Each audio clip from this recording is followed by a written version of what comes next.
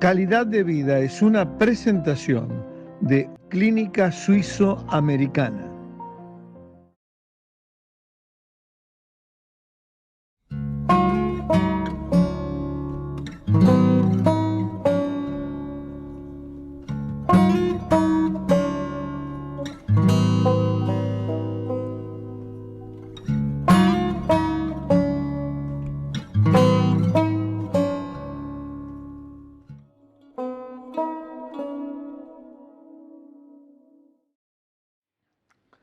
¿Qué tal, amigos? Estamos de vuelta en Calidad de Vida, naturalmente que en el país, para hablar de un tema de enorme importancia, pero además de mucha actualidad. ¿Cómo ha evolucionado hasta nuestros días el diagnóstico en materia de oncología? Ustedes saben que el cáncer es la segunda causa de mortalidad en nuestro país. Y para hablar justamente de esta temática hemos invitado a un referente, directo amigo, que es el doctor Eduardo La Salvia. Él es oncólogo, es internista y es además encargado de oncología de la Facultad de Medicina del CLAE. Eduardo, qué gusto de recibirte una vez más en Calidad de Vida. Muchas gracias por la invitación, como siempre, y un placer estar contigo y con la audiencia. Eduardo,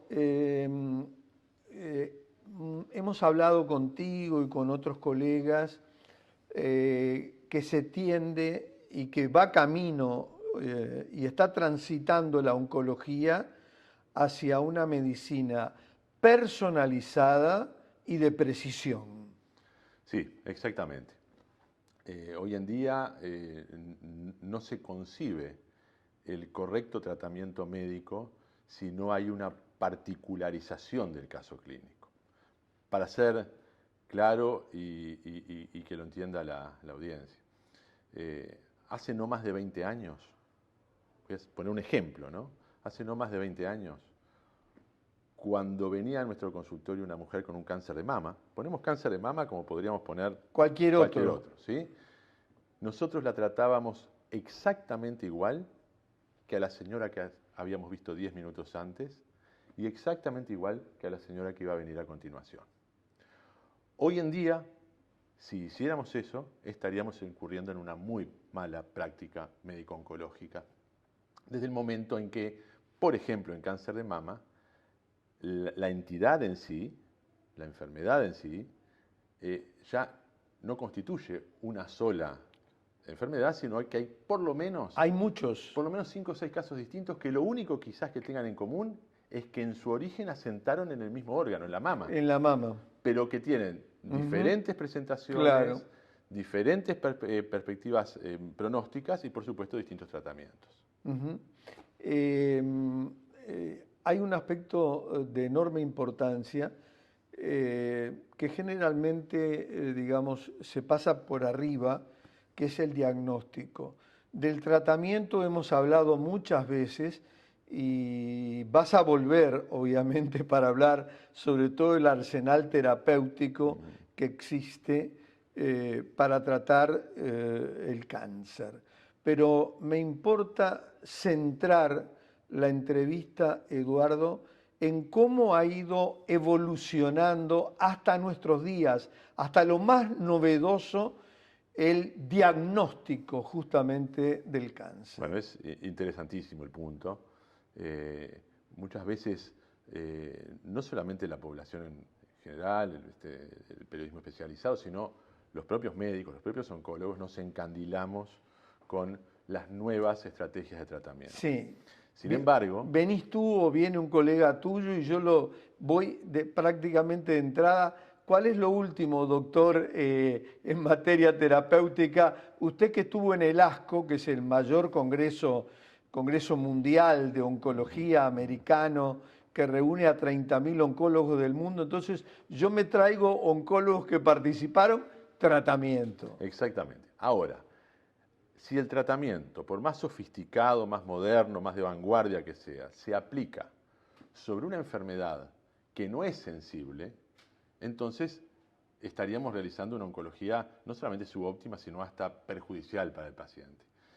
Entonces, es muy importante tener en cuenta el correcto diagnóstico. El diagnóstico en oncología ha tenido varias etapas que están bien identificadas. Inicialmente, el diagnóstico básicamente se fundamentaba en la anatomía patológica. Sí. La anatomía patológica clásica, las Claro. técnicas clásicas de hematoxilina y eosina. Nosotros lo que veíamos ahí eran células atípicas, células que de alguna manera se habían modificado y que generaban un perfil oncológico a esa pieza anatomopatológica, y de acuerdo a eso hacíamos tratamientos que, es verdad, en aquel momento eran de amplio espectro, ¿sí? Es decir, apuntaban específicamente a la división celular de esas células que se habían identificado, reitero, en la anatomía patológica como células malignas.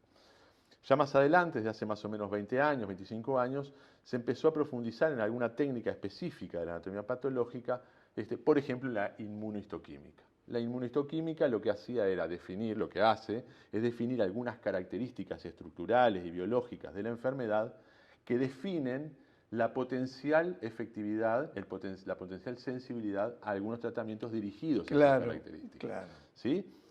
Ahí hubo una cantidad de avances, esos avances se mantienen, hay cada vez más hallazgos y la inmunohistoquímica pasó a ser una técnica fundamentalísima en el diagnóstico de cáncer. Más adelante, y ya estamos hablando de la época contemporánea, nos encontramos con lo que llamamos test de genotipificación o test de secuenciación génica. ¿Lo explicamos? Lo explicamos. Los test de secuenciación o de genotipificación son ni más ni menos que la identificación en el genoma de la célula maligna, es decir, en el capital genético, en aquello que la identifica, en su cédula de identidad, en su huella digital, ¿sí?, de mutaciones específicas, algunas de las cuales son conocidas como mutaciones driver. ¿Driver por qué? Del inglés, porque conducen hacia un tratamiento específico. Es decir, aquellas células que presentan determinada mutación van a ser sensibles a tratamientos de última generación que se diseñan específicamente para afectar a aquellas células que tienen esas mutaciones. ¿Eso qué permite? Mayor especificidad, es decir, el tratamiento va a afectar a esas células, y menos toxicidad, porque no va a alterar, a afectar a aquellas células que no tengan ese perfil mutacional. ¿Sí? Esos tratamientos, por supuesto, son tratamientos de vanguardia, pero reitero, que se aplican específicamente a aquellas células que presenten esa característica en su genoma. Claro. Entonces, eso diríamos, esas nuevas técnicas son técnicas que hoy en día se han convertido en indispensables para gran parte de la práctica oncológica, ¿sí? Probablemente no para todos los casos, pero cada vez para más de ellos, porque cada vez se identifican más mutaciones, cada vez se diseñan más fármacos dirigidos a las células con esas características mutagénicas y se permiten mejores perspectivas para los y las pacientes. Eduardo, y le explicamos al público lector y a la teleaudiencia lo último de lo último.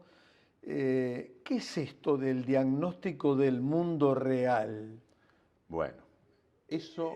¿Y en qué fase está, digamos, ha llegado a nuestro país o no, o esto se está desarrollando en Estados Unidos y en otras partes del mundo?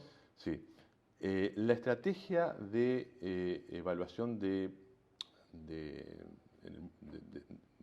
eficacia terapéutica y de toxicidad terapéutica en el mundo real es un proceso que se inicia ya por la década del 90 en pacientes con patología cardiovascular que habían tenido infartos y en los que a través de este mecanismo que ahora vamos a explicar se llega a la conclusión de que el beneficio en la prevención del infarto podía encontrarse en aquellos fármacos que conocemos como beta bloqueantes. Sí. Fue en ese momento que los beta bloqueantes entraron en una etapa de apogeo y auge que se mantiene hoy en día en la prevención y el tratamiento de los pacientes con infarto agudo de miocardio. Esos estudios fueron de alguna manera enlentecidos en su desarrollo hasta que muy recientemente, a propósito del tema COVID, y con la necesidad de hacer evaluación de las vacunas en tiempos récord, Sí, ¿sí? fue así. Fue así. Se empezaron a instrumentar este tipo de estudios nuevamente y lograron valorar eficacia y toxicidad de las vacunas en tiempos que fueron realmente impensados. Meses. En meses, se midieron en meses, exactamente. En oncología han generado y están generando un gran beneficio. A ver. Es decir, primero vamos a tratar de explicar de qué se tratan estos estudios. Estos estudios son enormes bases de datos que paradojalmente van a lograr que nuestro paciente sea considerado único. Ajá. ¿Cómo se logra esto? Estas bases de datos, se llama Real World Data, ¿sí? Estas bases de datos se nutren de información que empiezan a generar los centros de atención de pacientes oncológicos. Ajá. Reciben información electrónica, reciben información proveniente de historias clínicas manuscritas, reciben información en todos los idiomas. Tienen la capacidad de traducir incluso historias manuscritas y hacer acopio de datos. Qué maravilla.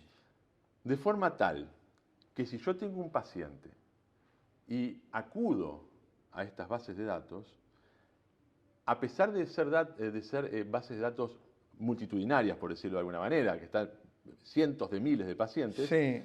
van a encontrar a aquellos pacientes cuyas características sean casi idénticas o extremadamente parecidas al paciente que yo tengo que tratar. O sea que de un gran universo de pacientes se llega a la particularización de mi caso clínico a través de casos clínicos similares. Es fantástico. Es fantástico. Para poner un ejemplo, yo tengo un paciente con determinadas características genéticas, determinada edad, determinados antecedentes personales, determinadas comorbilidades, determinada enfermedad oncológica que expresa determinadas características, y pido a estas bases de datos que me encuentren casos similares. Entonces, ellos a través de un software, por supuesto, muy sofisticado, van a encontrar esos casos similares, ¿sí? Y de acuerdo a esa fundamentación van a proponer un tratamiento específico. Ahora, la pregunta que se deben estar haciendo los lectores del país y los televidentes que nos están siguiendo en todas las plataformas. Hoy tú, prestigioso oncólogo, como todos tus colegas oncólogos, ¿pueden llegar a esa base de datos desde el Uruguay o todavía no? No, todavía, a ver. ¿Y por qué todavía no? Esto es como todo progreso en el área de la medicina y en varios rubros más, ¿no? Es lenta la masificación, ¿sí? Es lento el acceso. En Uruguay desconozco de que haya centros que nutran a estas bases de datos y que por lo tanto tengan conveniado, seguro, ¿sí?, el retorno a través de información para pacientes. Algo distinto está sucediendo con los test de secuenciación. Los test de secuenciación se están haciendo en forma cada vez más fluida y más frecuente. Pero en el Real World Data, en los estudios del mundo real, por el momento no hay una introducción de esta herramienta, de este instrumento a nuestro país que permita que todos los pacientes tengan acceso, ¿sí? Yo creo que es un tema de tiempo, como todo, para que esto se instituya. Esto es muy nuevo en el mundo todavía, es muy nuevo en el mundo. De todas maneras, si un paciente de alguna manera quiere tener una evaluación sustentada en estudios del mundo real, bueno, en forma particular, privada, eventualmente se podría hacer. Pero no es todavía un mecanismo de acceso diagnóstico que esté suficientemente aceitado como para poderlo utilizar en todos los pacientes. Es algo que evidentemente con el correr del tiempo se va a transformar en un nuevo paradigma. ¿Y para cuándo esperas, Eduardo, que esto sea, digamos, un elemento que tú y tus colegas oncólogos puedan utilizarlo? Bueno, en beneficio de los sí, pacientes. Esta estrategia diagnóstica, esta forma de diagnóstico, ha tenido un gran impulso a propósito de la pandemia para la evaluación de vacunas, como dijimos. Sí. Entonces, desde el momento en que eso sucede, hay una cantidad de centros y de mega empresas a nivel internacional que han instrumentado la realización de estas bases de datos, ¿sí? Y están ofreciendo sus servicios. Yo creo que es un procedimiento muy interesante, que ofrece grandes posibilidades de mejorar el diagnóstico. La mejoría del diagnóstico a la corta o a la larga significa un beneficio no solamente para el paciente, y eso es indiscutiblemente lo más importante, sino que genera hasta un beneficio económico, porque desde el momento en que uno tiene un tratamiento que sabe que va a ser eficaz, no pasa por todas aquellas líneas de tratamiento, ¿sí?, a las que habitualmente uno acude, Sí. ¿sí? Y que generan un costo de todo punto de vista, económico, de sobrecarga del sistema, de angustia para el paciente y, por supuesto, de mal impacto en su condición sanitaria, ¿no? Uh-huh. Yo lo que te pido, Eduardo, en nombre de todos los lectores del país y en nombre de todos los televidentes desde las distintas plataformas digitales, es que nos tengas muy al tanto ¿Cómo no? de estos avances fantásticos que tuvieron, como tú ya lo dijiste un par de veces, un gran disparador con la pandemia y con la increíble eficacia que tuvieron laboratorios referentes del mundo en lograr una vacuna en meses, cuando normalmente, y tú me vas a decir si es así o no, se demoran hasta 10 años para encontrar una vacuna o un fármaco, ¿no? ¿Verdad? Entonces, Sí, sin duda, la pandemia, más allá de los estragos que causó en varias áreas, no creo que el balance, por supuesto, que es nefasto, ¿sí? Total. Hay algunas cosas como la telemedicina, por ejemplo, como los ateneos a distancia, como la consulta internacional, todo aquello que requiere de plataformas informáticas realmente ha mejorado muchísimo. Y en el área del diagnóstico, bueno, ha dado un espaldarazo que creemos va a ser de mucha trascendencia en lo que tiene que ver con la oncología y con otras áreas de la medicina también. Doctor Eduardo La Salvia, un placer de haberte recibido una vez más en Calidad de Vida, más trayéndonos esta novedad de enorme importancia, este increíble avance en materia de diagnóstico del cáncer y de otras patologías, y ojalá que pronto esté al alcance de todos los pacientes y de todos los oncólogos en nuestro país. Sí, uno se ha dejado seducir por muchas estrategias diagnósticas y terapéuticas a través de los años y las décadas, pero realmente los avances de estos últimos tiempos en el área de la genómica, de la ingeniería genética y ahora en el tema de la administración de datos y el impacto que se puede lograr con estos datos en la eficacia de los tratamientos oncológicos, creo que, bueno, que definitivamente son una buena señal para la oncología del futuro. Gracias, Eduardo. Un placer, como siempre. Nosotros nos vamos con estas novedades importantísimas, con estos avances formidables de la ciencia que nos ha traído el doctor Eduardo La Salvia en la jornada a Calidad de Vida. Nosotros nos despedimos hasta la próxima semana, como siempre, desde el país. Calidad de Vida fue una presentación de Clínica Suizo-Americana.